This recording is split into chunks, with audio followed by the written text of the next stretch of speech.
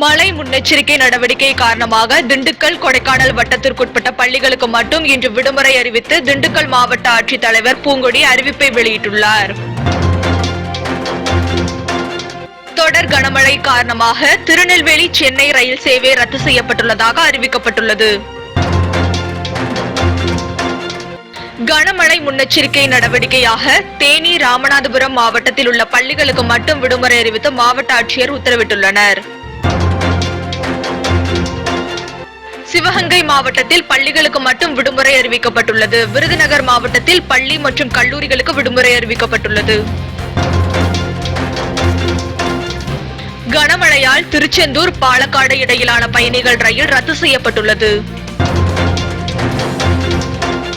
கனமழையால் தூத்துக்குடி மாநகர் முழுவதும் தண்ணீர் தேங்கியுள்ளது. தெருக்கள் மற்றும் குடியிருப்புகளில் நீர் புகுந்துள்ளது. மேற்கு தொடர்ச்சி மலைப்பகுதிகளில் கொட்டி தீர்த்த கனமழையால் தேனி மாவட்டம் உத்தமபாளையம், முல்லை பெரியாற்றில் வெள்ளப்பெருக்கு ஏற்பட்டுள்ளது. இதனால் ஐயப்ப பக்தர்கள், மாணவர்கள் யாரும் ஆற்றில் இறங்க வேண்டாம் என மாவட்ட நிர்வாகம் எச்சரிக்கை விடுத்துள்ளது. கோவில்பட்டி பனிமலை சாலையை வெள்ள நீர் சூழ்ந்ததால் அரசு பேருந்துகள் இயங்குவதில் சிரமம் ஏற்பட்டுள்ளது.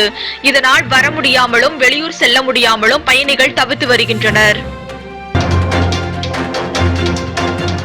தொடர் கனமழை காரணமாக தேனி மாவட்டம் வராக நதியில் வெள்ளப்பெருக்கு ஏற்பட்டுள்ளது.